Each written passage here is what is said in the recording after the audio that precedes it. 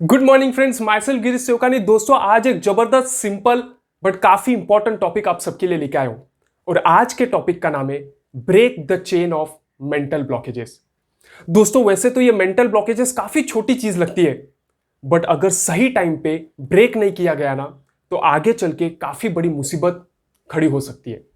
तो आखिर mental blockages को ब्रेक करना क्यों जरूरी है, या आपको एक सिंपल बट इंपॉर्टेंट स्टोरी के साथ एक्सप्लेन करूंगा। दोस्तों, एक दिन एक इंसान कहीं से गुजर रहा था और उसकी नजर गिरी सड़क की ओर हाथियों पे। वो हाथी एक पेड़ को बंधे हुए थे एक रस्सी की मदद से।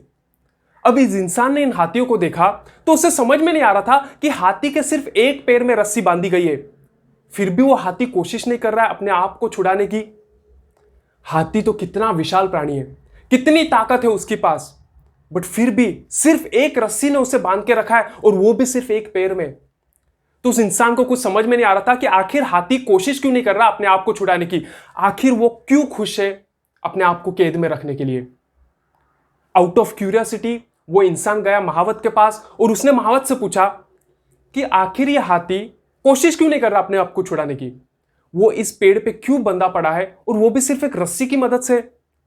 तब उस महावत ने उस इंसान से कहा कि जब ये हाथी छोटे थे तभी इन्हें ये रस्सी बांधी गई थी, और तब उनमें इतनी ताकत नहीं होती कि वो इस रस्सी को तोड़ पाए। कितनी बार भी वो कोशिश करते थे, बट ये रस्सी टूट नहीं पाती थी। निरंतर प्रयास के बाद भी ये रस्सी टूटती नहीं थी। तो उनकी एक समझ बन गई थी कि अब हम इस रस्सी को तोड़ ही नहीं पाएंगे, हमारे में उतनी ताकत ही नहीं है कि हम इस रस्सी को तोड़ पाए। बस उन हाथी ने मान लिया कि हम इस रस्सी को तोड़ नहीं पाएंगे। याद रखिएगा, वो रस्सियां लोहे की जंजीर नहीं थी, बल्कि एक सादी रस्सी थी। बट हाथी की मेंटालिटी बन गई, एक मेंटल ब्लॉकेज बन गया कि वो रस्सी को अब तोड़ नहीं पाएगा। और इसलिए आगे चल के जैसे जैसे उम्र बढ़ते गई, उस हाथी ने कोशिश करना ही छोड़ दिया, अपने आप को छुड़ाने की, इस कैद से आजादी पाने की कोशिश ही छोड़ दी। जस्ट बिकॉज उस हाथी ने मान लिया कि मैं रस्सी तोड़ नहीं पाऊंगा। दोस्तों, हमारे साथ भी तो लाइफ में ऐसा ही होता है। काफी बार लाइफ में हम फर्स्ट अटेम्प्ट करते हैं, और अगर उसमें सक्सेस नहीं मिला तो हम भी मान लेते कि ये तो मुझसे होगा ही नहीं, ये तो मेरे बस की बात ही नहीं है, मैं तो इस चीज के लिए बना ही नहीं हूं। अगर मुझे स्टूडेंट की लाइफ से एग्जांपल लेना होगा ना, अगर एक आधा सब्जेक्ट टफ गया, फेल हो गया, let's take an example of mathematics, तो स्टूडेंट मान लेता है कि मुझे तो मैथमेटिक्स आता ही नहीं है, ये सब्जेक्ट तो मेरे बस की बात ही नहीं है, मैं इस सब्जेक्ट को कर ही नहीं पाऊंगा। बट याद रखिएगा, अगर उसी सब्जेक्ट को काफी बार प्रैक्टिस किया जाए ना, तो ये मेंटल ब्लॉकेज ब्रेक हो सकता है। So what is the key? Trying and doing consistent efforts. In consistent efforts की वजह से ही आपका मेंटल ब्लॉकेज ब्रेक हो पाएगा, क्योंकि एक बार आप इस मेंटल ब्लॉकेज को ब्रेक कर गए ना, तो आपका कॉन्फिडेंस भी बढ़ेगा और आपको अपने आप यकीन आएगा कि आप कर सकते हो। बट क्या होता है मैक्सिमम ऑफ द टाइम, हम मान लेते हैं कि मुझसे ये नहीं होगा, हम सेकंड अटेम्प्ट की ओर बढ़ते ही नहीं है।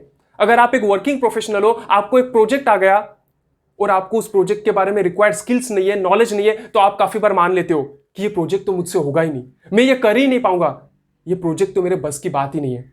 बट दोस्तों, अगर उस थोड़ा सा प्रोजेक्ट पे टाइम स्पेंड किया गया ना, थोड़ा सा एडिशनल नॉलेज गेन किया गया, रिक्वायर्ड स्किल्स अगर एक्वायर किए, तो प्रोजेक्ट के ऊपर काम किया जा सकता है।